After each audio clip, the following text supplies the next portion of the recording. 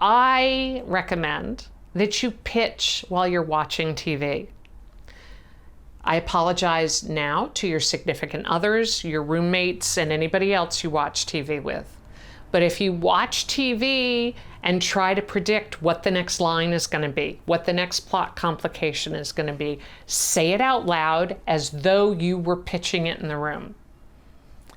The guy on the screen says, "I'm sorry, this just isn't going to work." She says, say it before she says it, right? And if you get the line right, you're showing yourself, you're learning the show, you're learning to anticipate the characters.